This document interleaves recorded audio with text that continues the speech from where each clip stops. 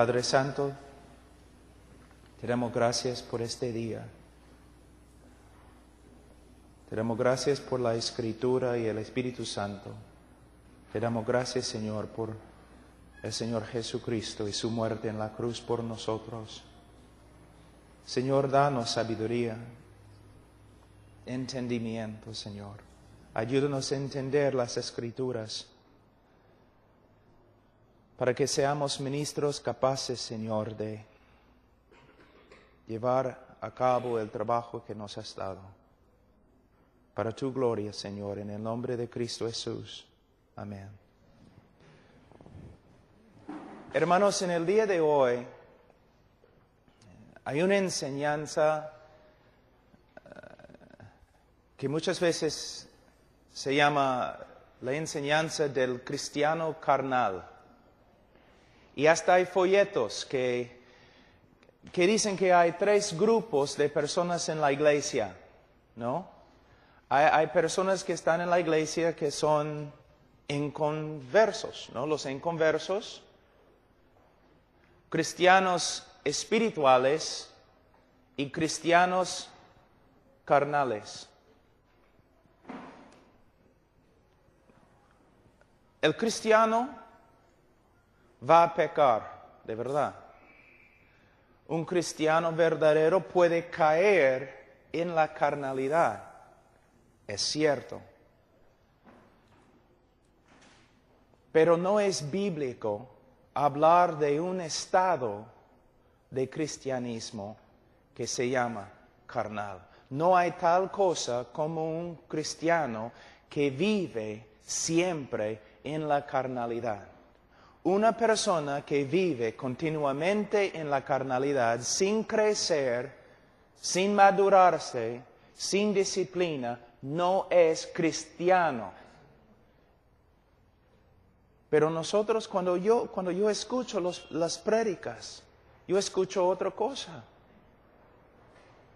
Tenemos la idea que si una persona hace su decisión, es creyente. Si repite una oración, es creyente. Si levanta la mano en una campaña evangelística, es creyente. La evidencia de que una persona es creyente no es simplemente que ha levantado la mano o ha hecho una decisión. La evidencia se encuentra en cómo vive después de su supuesta conversión. La Biblia enseña claramente, mira lo que dice en 17, de modo que si alguno está en Cristo. La enseñanza es cualquier persona que de verdad está en Cristo, nueva criatura es. Ahora, hemos reducido la conversión en una decisión humana y nada más. Una persona hace su decisión para seguir al Señor, pero no es lo que la Escritura enseña. La conversión verdadera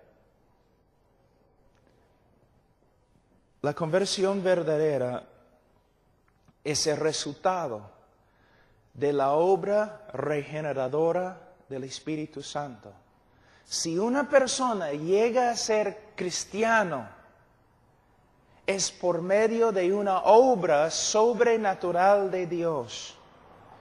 Una persona que llega a ser cristiano ha sido cambiado y ha llegado a ser una nueva criatura, algo totalmente diferente.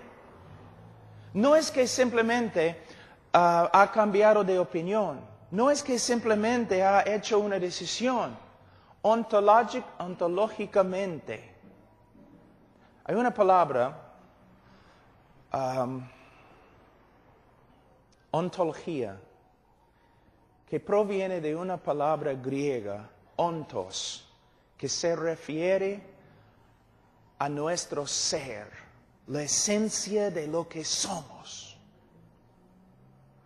una persona, cuando se convierte,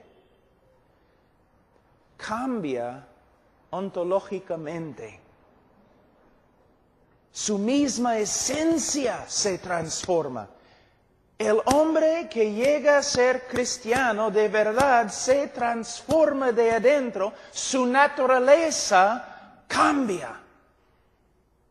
Dios, según Ezequiel capítulo 36, Dios saca su corazón de piedra y pone en su lugar un corazón de carne.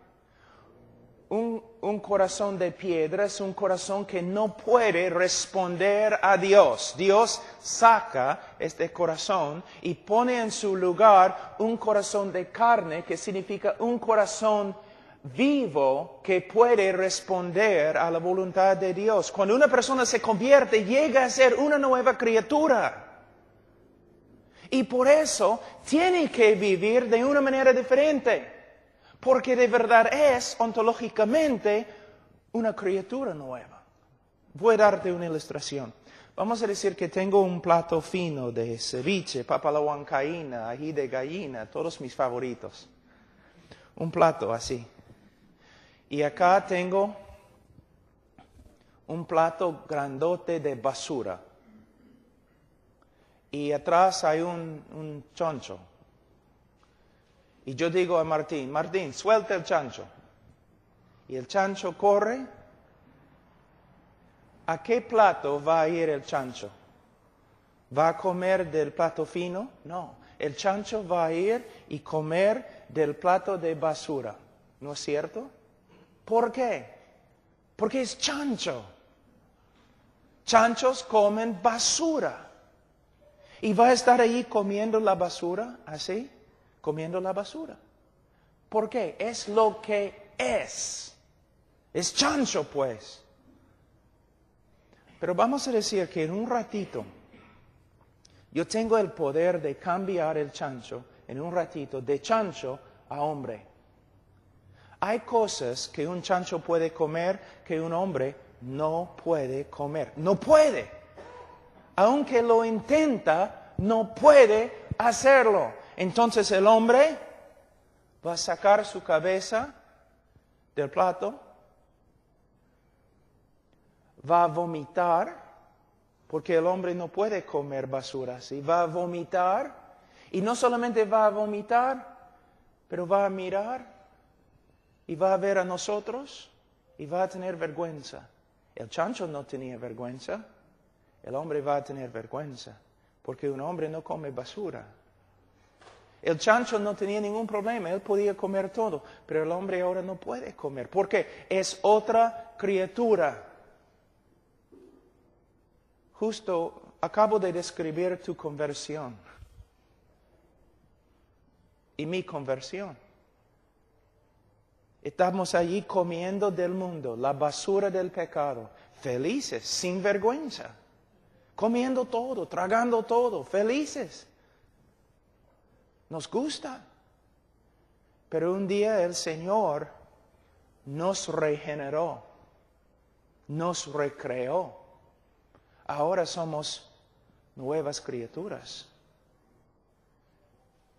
No queremos comer de la basura. ¿Te gusta comer? Se nota que a algunos de ustedes les gusta comer. ¿Te gusta comer? Entonces voy a poner acá un plato muy fino de un ceviche, pero de Sullana, pues, de mero, ¿no? Entonces cada uno de ustedes, especialmente hermano Zacarías, ustedes van a ser tentados. Ay, caramba, casi no puedo resistir. Tentado. Pero si yo pongo acá un plato de vómito de perro, ninguno de ustedes van a ser tentados. En vez de ser tentados, ustedes van a querer alejarse de este vómito. ¿Por qué?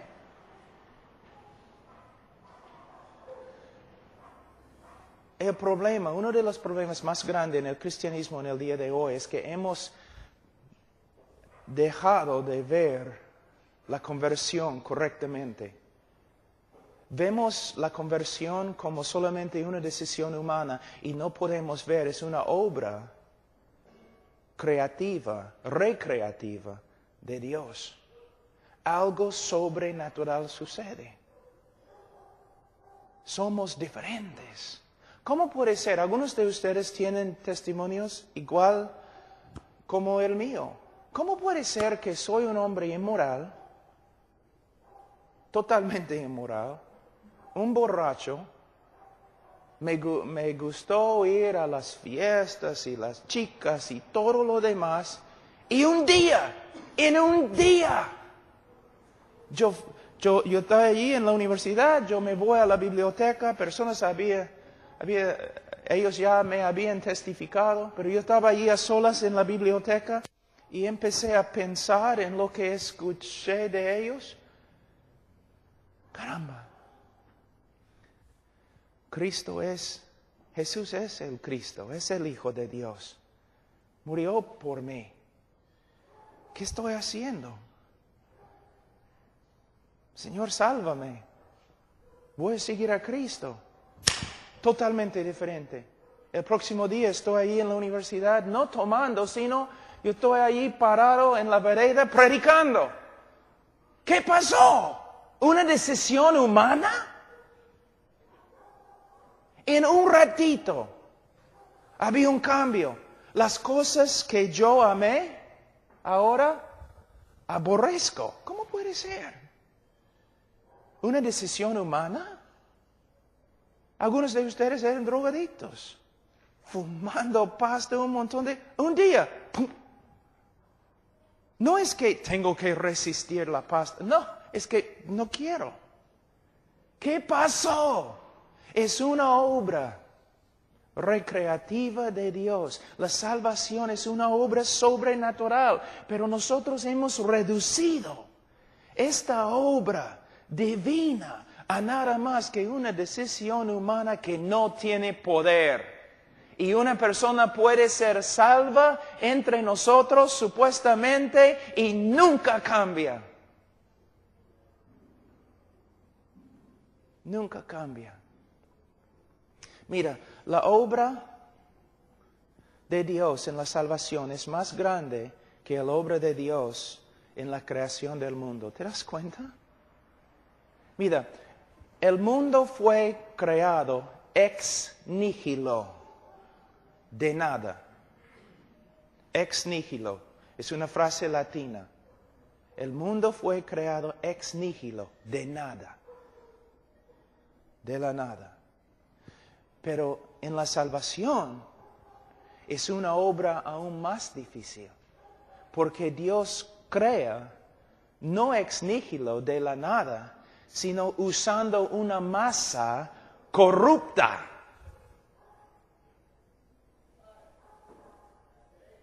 Y de esa masa corrupta, Él recrea un hombre nuevo. Entonces, ¿los cristianos pecan? Sí. ¿Los cristianos pueden caer en pecado? Sí. ¿Los cristianos pueden caer en carnalidad?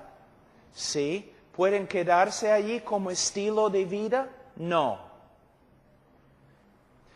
Pero mira cómo aconsejamos a las personas. Una persona hace su decisión con nosotros y luego no cambia y vive en pecado.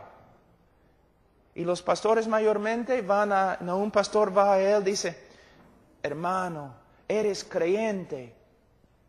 Yo estaba allí cuando recibiste a Cristo, eres creyente, pero no estás viviendo como creyente. No vas a tener recompensa en el cielo.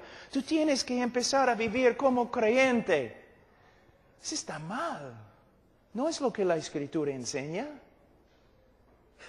Como un sacerdote católico, tú estás asumiendo que esta persona es creyente, simplemente porque pasó por un rito. La manera bíblica de aconsejar a esta persona es, mira, yo estaba allí cuando hiciste una decisión. Yo estaba ahí cuando fuiste bautizado. Has confesado a Cristo como tu Señor y Salvador, pero ahora estás viviendo como un incrédulo. Tú necesitas examinar tu vida con la Escritura, conmigo, porque es muy posible que tu profesión de fe fue falsa. ¿Ves? Estamos así. Si uno estudia la historia de la iglesia, es casi siempre. La iglesia católica, primeramente, cuando digo iglesia católica, no me gusta decir eso, porque la iglesia católica nunca ha sido una iglesia. Es muy importante entender eso. La iglesia católica siempre ha sido una abominación desde el comienzo. Pero, aún entre los evangélicos, tenemos épocas de un evangelio puro y épocas de perder el evangelio y épocas de redescubrir el evangelio. Mira, en Inglaterra, por ejemplo, la iglesia evangélica, vamos a decir, perdió la doctrina de regeneración. Y todos en la iglesia se creían salvos. ¿Por qué? Porque no habían hecho su decisión. Asistían a la iglesia cada domingo. Pero no había vida, no había crecimiento, no había devoción pura, solamente religión. Fidelidad a un culto, nada más. Pero de ahí vinieron predicadores como Jorge Whitefield, aún Juan y Carlos Wesley, Daniel Rollins, Hal Harris y otros que decían, no. La evidencia de que somos salvos por medio de la fe es que hay vida espiritual. No solamente que asistimos a un culto, no solamente que decimos que ya hemos hecho nuestra decisión. La evidencia de la fe verdadera es que hay vida espiritual y nosotros vivimos como cristianos. Ahora, mira lo que dice. De modo que si alguno está en Cristo, nueva criatura es. Las cosas viejas pasaron, he aquí, todas son hechas nuevas. ¿Y por qué? Porque podemos tener la confianza que en cada creyente verdadero va a haber una transformación. Y todo esto proviene de Dios. La salvación es una obra de Dios. Es una obra de Dios. Y el que comenzó la obra va a cumplir la obra. ¿Por qué? Por causa de su reputación. Mira, Israel, Dios había salvado a Israel de Egipto. Pero Israel se rebeló contra Dios en el desierto. Dios probó a Moisés diciendo, Moisés, aléjate de ellos, voy a destruirlos y voy a hacer de ti un pueblo nuevo. Moisés intercedió diciendo, no, Señor, porque tus enemigos van a decir que aunque tuviste poder para sacarlos del Egipto, no tenías suficiente poder para meterlos o llevarlos a su tierra. Tus enemigos van a hablar de ti diciendo que no tienes poder, que no eres fuerte, que no eres el Dios de los dioses, porque fracasaste. Tú pudiste salvarlos de Egipto, pero no puedes llevarlos a su tierra. No puedes terminar lo que has empezado. Pero eso es exactamente lo que nosotros estamos diciendo en el día de hoy. De verdad. Nosotros decimos, sí, Dios ha salvado a esta persona, pero Dios no puede cambiarlo porque esta persona no quiere. Dios ha salvado a esa persona, pero todavía está fumando pasta, todavía viviendo en inmoralidad, pero Dios lo ha salvado. Y todo el mundo se burla de nosotros. ¿Te das cuenta? Y se burla de Dios y su salvación. Su salvación no tiene poder.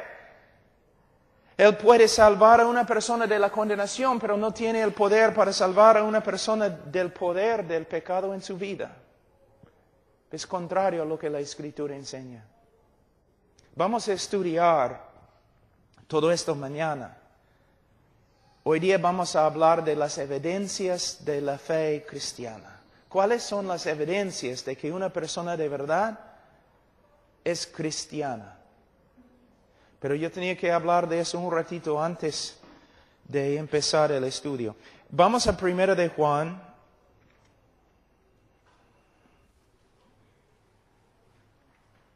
Capítulo 5.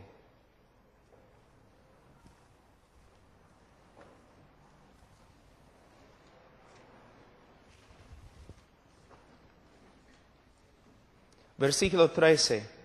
Estas cosas os he escrito a vosotros que creéis en el nombre del Hijo de Dios, para que sepáis que tenéis vida eterna y para que creáis en el nombre del Hijo de Dios. El propósito del libro de 1 de Juan es para dar seguridad a los creyentes de que de verdad son creyentes y son salvos. Ese es el propósito del libro. En este libro encontramos varias pruebas y nosotros podemos usar estas pruebas para examinar nuestras vidas, para determinar de verdad somos cristianos.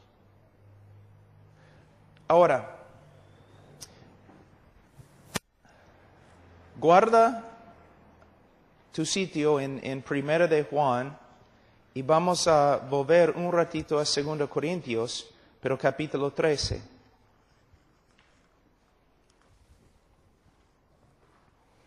Versículo 5. Now, había personas en la iglesia en Corinto que no estaban portándose como creyentes. ¿Por qué? Porque por lo menos algunos de ellos no eran creyentes. Entonces Pablo vino a la iglesia en Corinto por medio de esta carta y mira lo que dice. En capítulo 13, versículo 5 de 2 Corintios, él dice, examinaos a vosotros mismos si estáis en la fe, probaos a vosotros mismos. ¿Cuándo es la última vez que dijiste a un hermano que debe hacer eso? ¿Que debía hacer eso? Cuando un hermano o una persona en la iglesia no está viviendo conforme a las Escrituras, ¿qué le has dicho? Le has dicho, oye hermano, eres hermano, debes portarte como un hermano, no vas a tener recompensa en el cielo, eres salvo pero no te portas como cristiano. No, debes ir al hermano diciendo, hermano, examínate a ti mismo para ver si eres creyente. Pruébate a ti mismo. Examina, hermano, tu vida a la luz de la Escritura para ver si eres creyente. ¿Ves la diferencia? ¿Cuántos pueden ver la diferencia? ¿Ves la diferencia? Hay una diferencia grande. Nosotros presumimos que la persona es creyente. Y empezamos a aconsejar, diciendo, es creyente, ahora voy a aconsejarlo. Pero no es lo que la Biblia dice, es lo que la Iglesia Católica hace. Cuando la Iglesia Católica ve a un católico en la calle viviendo como un diablo, el sacerdote no va a él diciendo, no eres creyente, no eres cristiano, no eres católico. Solamente le dice, mire, tienes que empezar a portarte como un católico. ¿Ves? Nosotros hacemos lo mismo. asumimos que es creyente, que sea creyente. Cuando lo que debemos hacer es mirar su vida y decir, no estás viviendo como creyente. Es muy posible que no seas creyente. Examínate a la luz de la Escritura para ver si eres salvo. Algunas personas dicen, pero la Escritura dice que no debemos juzgar. Bueno, debes tener cuidado porque estás torciendo la Escritura como Satanás. No es lo que significa. Porque en el mismo capítulo 7 de Mateo, Cristo dice que debemos juzgar sus frutos. Uno de los trabajos del pastor, una de las tareas, por ejemplo, nosotros, todo nuestro ministerio de HeartCry, nos hemos mudado a una iglesia en Alabama. ¿Saben por qué? Una sola razón, el evangelio que ellos predican. Y su manera de cuidar su rebaño. De verdad. Y practiquen disciplina bíblica en la iglesia. Mira cómo es. Un jovencito, a través de un club bíblico o escuela dominical o algo, hace su decisión. Después, cuando tiene como 13, 14 años, comienza a vivir, ¿no? Con sus amigos en la calle, pecando, rebelándose contra su papá, su mamá, todo lo demás. Entonces, muchas veces su mamá, aún el pastor o su papá, se acerca a él diciendo, oye, Juan, eres creyente, no debes vivir así en borrachera y con las chicas malas. Eres creyente, debes volver a la iglesia. Mira lo que estás haciendo, lo mismo como la iglesia católica. Lo que hay que decir a Juan es lo siguiente, Juan, fuiste bautizado en la iglesia, dijiste a todos que eres creyente. Pero Juan, no te estás portando como creyente, te has apartado de la fe. Juan, no hay posibilidad de perder la salvación si uno es creyente. Pero Juan, es muy posible que no eres creyente, porque no vives como creyente.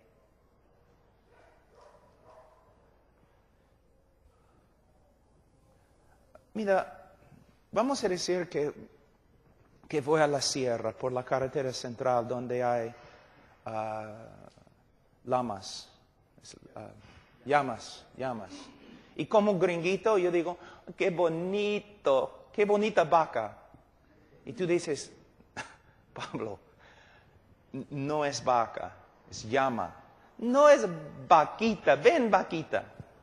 No, Pablo, no es una vaca, es una llama. Pero no es una vaca. Pablo, siéntate. Mira, una llama tiene las siguientes características. Una vaca tiene otras características.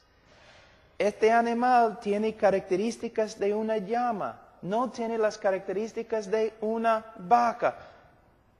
¿Por qué podemos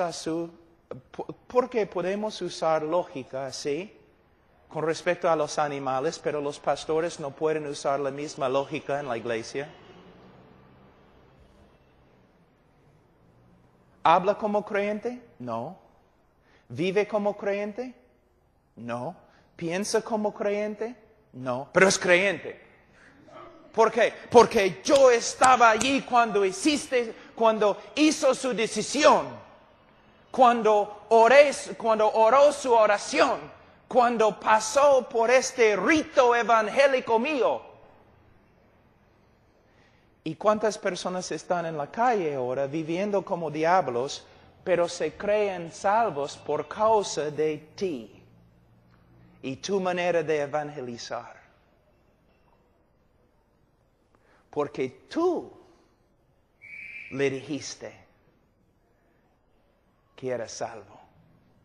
Porque pasó por tu rito evangélico, igualito al sacerdote católico, que dice a todos los peruanos que son salvos porque una vez en su vida fueron bautizados como niños.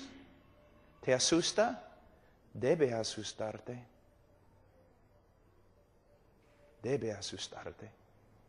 ¿La salvación es por medio de la fe? Solo por medio de la fe. ¿Por medio de obras? No, es blasfemia decir que la salvación es por medio de obras. Pero nosotros hemos reducido el Evangelio y la invitación a nada más que un rito evangélico que es la hermana del rito católico.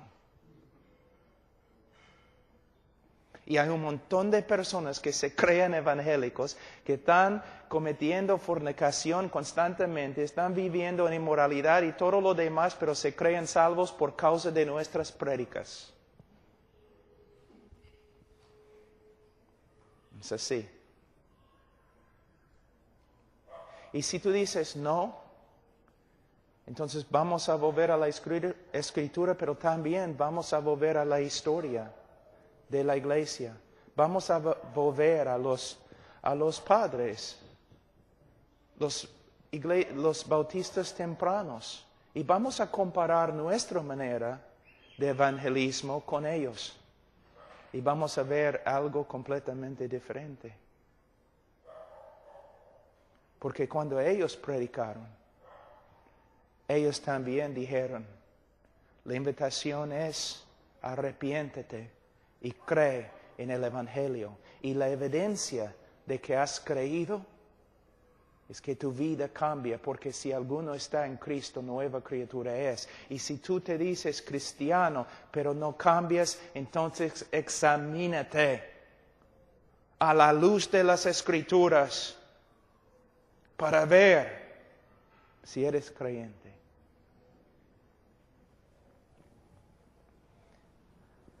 Ahora,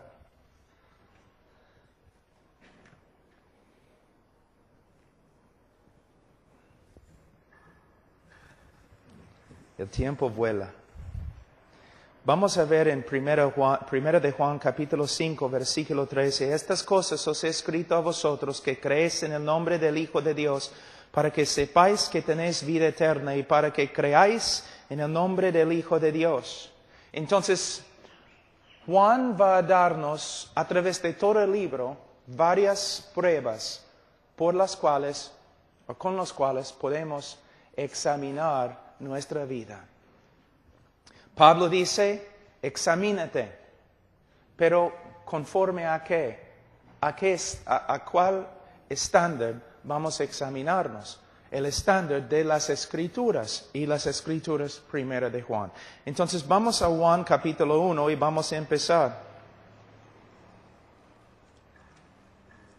Juan 1, versículo 5. Este es el mensaje que hemos oído de Él y os anunciamos. Dios es luz y no hay ningunas tinieblas en Él. Si decimos que tenemos comunión con Él y andamos en tinieblas, mentimos y no practicamos la verdad.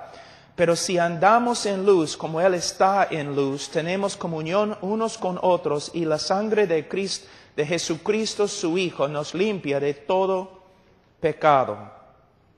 Ahora, ¿qué está diciendo? Well, primeramente necesitamos entender lo que significa Dios es luz. Mayormente cuando pensamos en este texto, pensamos, bueno, Dios es santo. No hay pecado en Dios. Y bueno, es cierto, Dios es luz, no hay pecado en Él. Pero Juan también tiene otro significado aquí. Había un grupo que después llegó a llamarse los gnósticos. Y la raíz de ellos están aquí. Era un grupo de herejes terribles. Y ellos enseñaron que Dios no era luz, sino Dios era oscuro, misterioso. Tenemos una palabra esotérico, que uno no puede conocer a Dios. Es un misterio. Y solamente algunos, ¿no? Algunos maestros bien altos y espirituales pueden entender. Los demás no pueden entender. Pero Juan viene y dice, no, Dios no es esotérico, no es oscuro, Dios es luz. Dios nos ha mostrado, nos ha revelado quién es y lo que es su voluntad.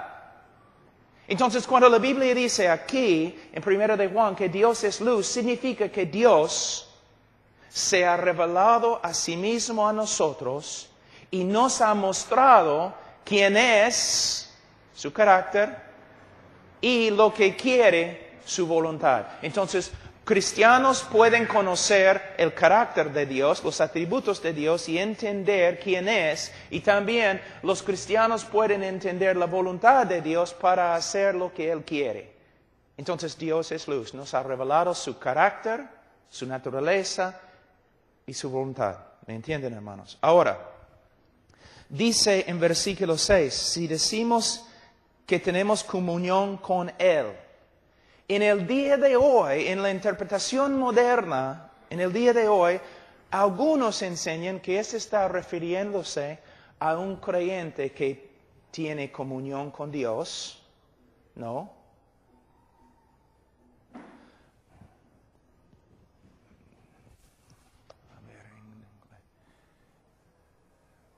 Ellos están enseñando que hay dos tipos acá.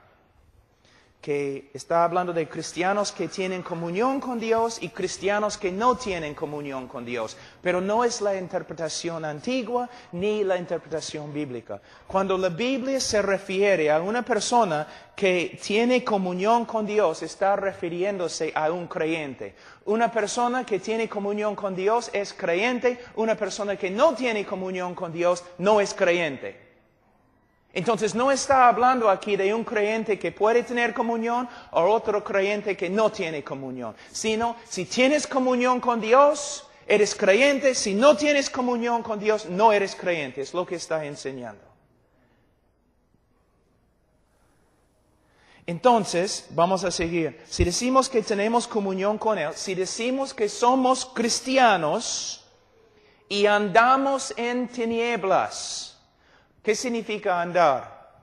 Well, la palabra pateo significa andar, pero esta palabra es peripateo, que significa no solamente andar, sino andar por todos los lugares, así, caminando por así. En todo aspecto de su andar, de su manera de vivir. Cuando habla de andar, está hablando de nuestra manera de vivir. Entonces, Él dice, si decimos que somos creyentes y andamos en tinieblas o vivimos un estilo de vida que contradice lo que Dios nos ha revelado acerca de sí mismo y su voluntad, ¿qué pasa? Dice, mentimos y no practicamos la verdad. Entonces, una persona que dice que es creyente, pero su estilo de vida, no solamente un momento o 2 meses, pero su estilo de vida, después de confesar a Cristo como Salvador y Señor, después de supuestamente convertirse, si su estilo de vida contradice lo que sabemos acerca de los atributos de Dios, el carácter de Dios, su estilo de vida contradice la voluntad de Dios, él miente cuando dice que es creyente. Ahora, si tú me sigues con una cámara antigua que toma solamente una foto, ¿no? ¿Tú puedes seguirme? Y tarde o temprano vas a ver un pecado, ¿no es cierto? Y con tu cámara tú puedes, ¡pah! Así, ya. Pablo pecando, una foto, evidencia. Y tú puedes mostrar la foto acá, y tú puedes decir, mira, Pablo es pecador y no es creyente. Pero tú has tomado solamente un momento en mi vida, nada más. Entonces no es evidencia sólida que soy una persona que practica el pecado. Tú me has capturado en un momento de mi vida. Pero si tú sigues mi vida con una cámara de video y tú sigues mi vida, meses y meses y meses y meses filmando y filmando. Y tú ves un estilo de vida que contradice lo que Dios dice acerca de sí mismo y contradice la voluntad de Dios que Él nos ha revelado, entonces tú debes ir a mí diciendo, Pablo, tú dices que eres creyente, pero tu estilo de vida contradice lo que sabemos acerca de Dios y contradice lo que sabemos acerca de su voluntad. Pablo, debes examinarte, debes probarte para ver si estás en la fe. ¿Ves la diferencia? Una gran diferencia. Mira, los pastores antiguos tenían dos preocupaciones principales que no se encuentran en la iglesia evangélica en el día de hoy. Sus preocupaciones principales eran, 1, predicando el evangelio verdadero. 2, cuidando al rebaño para asegurar que todos eran creyentes. En el día de hoy, predicamos el evangelio, un evangelio reducido a algunas leyes espirituales y nunca nos preocupamos por la salvación de una persona. Asumimos que son salvos y luego solamente tratamos de discipularlos. Y la razón por la cual mucho del discipulado que hacemos fracasa es porque estamos tratando de discipular inconversos que no tienen el Espíritu Santo. Estamos tratando de enseñar a los cabríos para que se porten como ovejas. ¿Ves? Entonces, la primera prueba es, si una persona de verdad es cristiana, va a vivir un estilo de vida que se conforma a lo que sabemos del carácter de Dios y la voluntad de Dios. Pero si una persona vive una vida, y mira, como pastor, vamos a hablar como pastor. Si hay una persona en la congregación que fue bautizado, que ha confesado a Cristo como Señor y Salvador, o ha hecho su decisión, y como pastor estoy examinando su vida, mirando su vida, cuidándole. Es mi trabajo. Y yo veo que su estilo de vida contradice el carácter de Dios y contradice la voluntad de Dios. Yo no voy a ir a Él diciendo, no eres creyente. Pero voy a ir humildemente y decir, mira, aunque confieses a Cristo como Señor y Salvador, y aunque fuiste bautizado como tu pastor, yo tengo que decirte, tu estilo de vida contradice lo que sabemos del carácter de Dios y tu estilo de vida contradice la voluntad de Dios. Tú debes tener bastante miedo. Es posible que ni eres creyente. Esta es la manera de aconsejar de las Escrituras, del apóstol Pablo, de los bautistas tempranos, pero no de los evangélicos ni los bautistas en el día de hoy, porque nosotros aconsejamos más como la Iglesia católica que la Iglesia bíblica. Mira lo que hacemos, la diferencia. Voy a repetir, antes que continuemos, la Iglesia católica asume que una persona es católica, que es cristiana. Y cuando esa persona vive como diablo, ellos todavía asumen que es católica, que es cristiana, y solamente reprende a la persona diciendo, eres católico, debes vivir como un católico.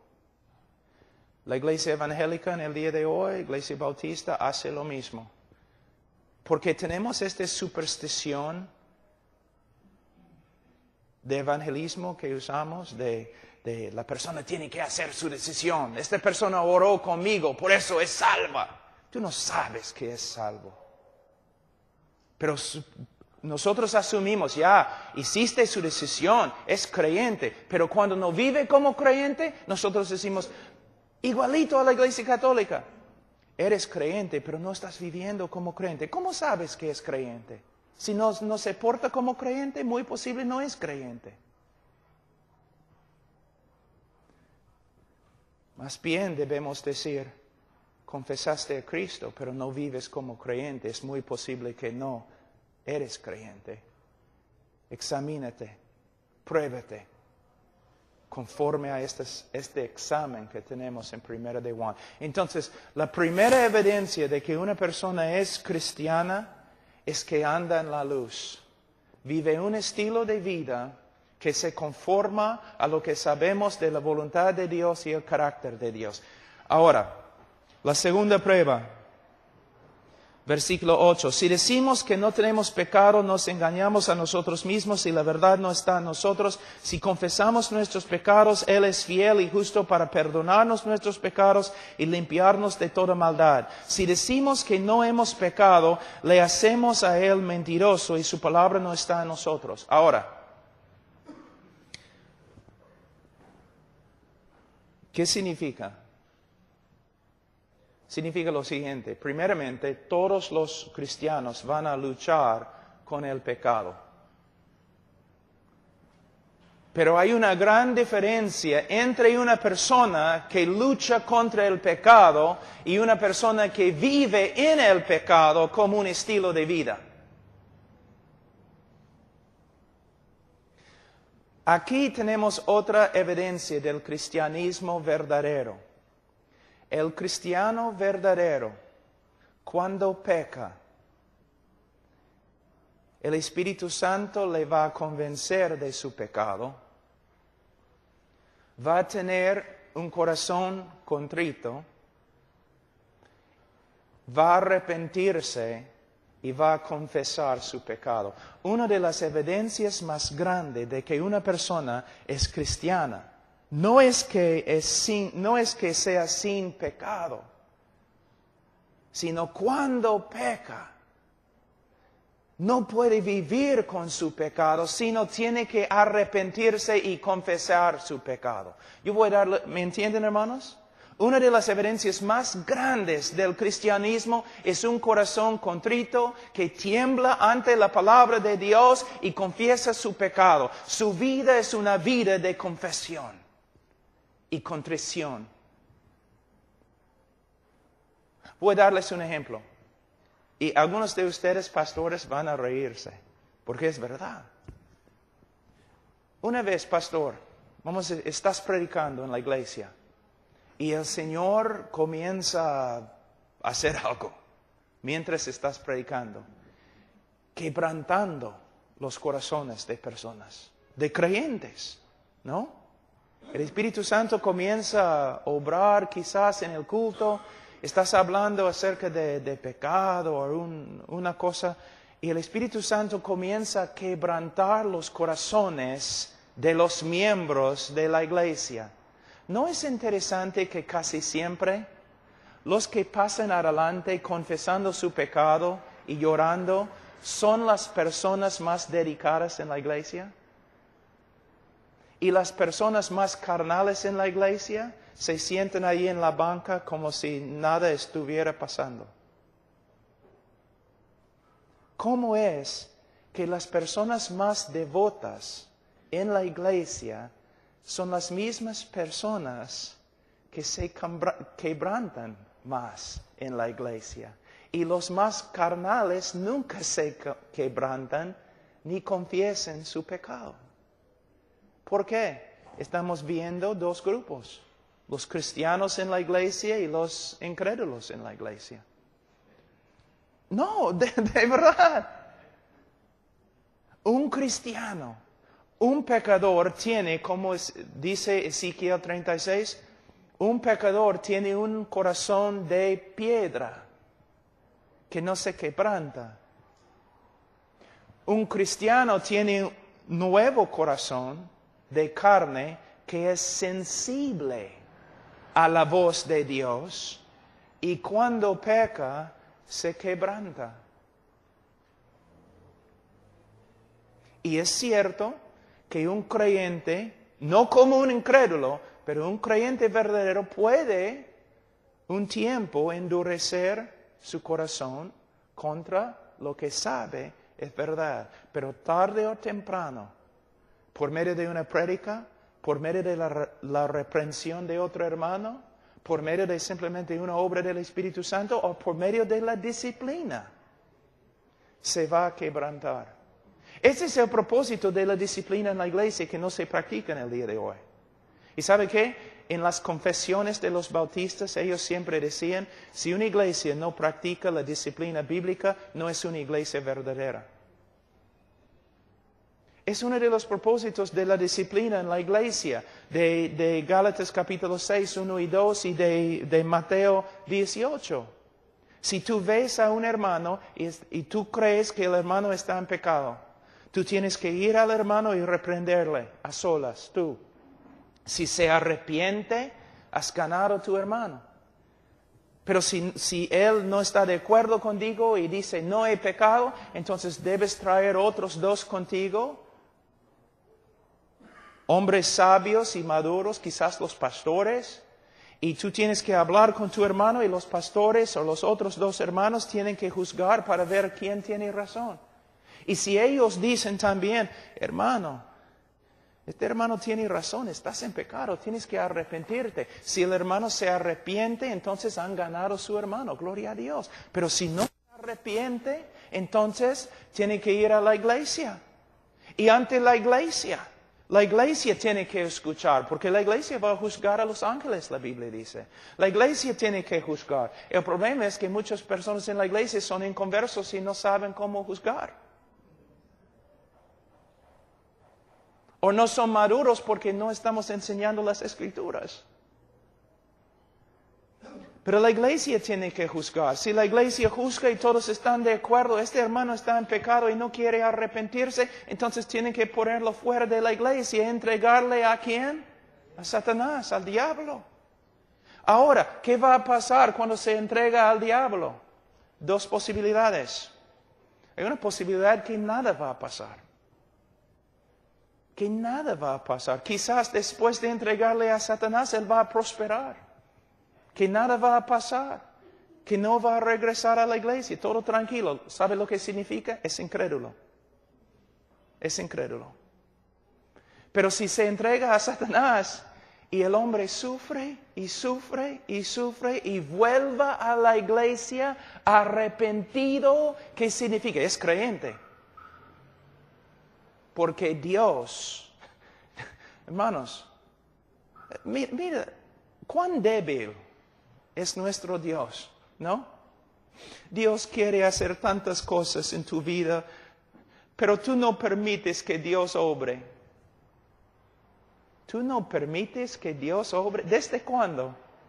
O yo escucho a los evangelistas, Cristo está tocando a la puerta de tu corazón y está llorando, pero Él no puede abrir la puerta. Él no tiene el poder de abrir la puerta. Solo tú tienes el poder de abrir la puerta. La puerta pertenece a Jesús. Si Él quiere botar la puerta, Él puede hacerlo. ¿Qué Dios tienes? Un Dios de psicología. El que comenzó la buena obra la va a perfeccionar. Sí. Entonces, la segunda evidencia es que el cristiano verdadero, aunque peque, va a ser sensible a su pecado, va a arrepentirse y va a confesar su pecado. Ahora, otra prueba, versículo 6, capítulo 2. El que dice que permanece en Él debe andar como Él anduvo. Tú dices, entonces, Pablo, todos nosotros vamos al infierno. ¿Quién anda como Cristo? Tienes que entender lo que está diciendo. De nuevo está hablando de un estilo de vida. ¿Cómo? Una ilustración. Cuando yo era niño, chibolo de 5 o 6 años, nosotros vivimos en una chacra, teníamos caballos y vacas y todo lo demás. Y mi papá siempre, como a las 5:30 en la mañana, él entró a mi cuarto, siempre. Pablo, levántate, no hay descanso para los malos. ¿No? Entonces, ya me levanté, ¿no? Así siempre. Y teníamos que salir para dar alimento a las vacas en el invierno cuando había nieve y todo lo demás, o llevar agua porque los lagos se habían congelado. Entonces mi papá pasaba por el campo así, era un hombre muy grande, pasaba por el campo así, ¿no? Y yo quería ser igualito a mi papá, yo quería caminar como él, pero él era así, yo era así. Pero cuando él estaba caminando en la nieve, yo podía ver sus huellas, ¿no? Y yo quería poner mi pie donde él había puesto su pie. Entonces él estaba caminando así, tranquilo. Y yo, como una araña borracha, yo estaba caminando, ¿no? Y a veces, tratando de caminar así, caía. Yo no podía caminar como mi papá. Era una lucha para mí caminar como mi papá. Pero si una persona está observándome, él puede discernir al toque, este niño quiere ser como su papá. ¿Ves? No tiene el poder de hacerlo. A veces cae, pero se nota que este niño quiere ser como su papá. A pesar de sus fracasos, a pesar de su incapacidad, su impotencia, él quiere ser como su papá. Entonces, si tú tienes una persona en tu iglesia y no se nota nada de discipulado, sus deseos, él quiere ser como los mundanos, él quiere ser rico, él quiere no sé, tener fama entre los incrédulos y todo lo demás. ¿Qué significa? No conoce a Cristo quizás. Pero si tú tienes un hermano en la iglesia, y a veces tenemos hermanos verdaderos en la iglesia, que caramba, nosotros decimos, Señor, llévalo al cielo. Es un desastre, Señor. Pero se nota, a pesar de todo, se nota de verdad, este hombre quiere ser como Jesús. No es tan inteligente como los demás. Sería más fácil discipular un burro. Pero de verdad se nota. Hay una realidad de Dios en su vida y Él quiere ser como Dios, como Cristo. Él quiere andar como Él. Pero ¿cuántas personas se dicen cristianos, pero ellos quieren ser como los futbolistas, como los estrellas de cine, como todos esos hombres de negocio y fama? Esta enseñanza es muy, muy buena, especialmente para los jóvenes. Joven, tú dices que eres creyente. Tu manera de hablar, tu manera de caminar, tu manera de vestirte, se nota que quieres ser como el mundo. Es muy posible, es porque eres del mundo.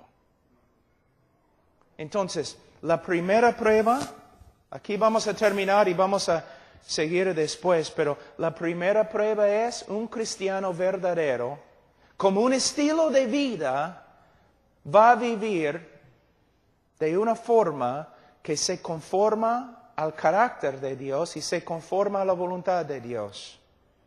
También un creyente verdadero va a tener un corazón sensible al pecado y tarde o temprano se va a arrepentir de su pecado y confesarlo.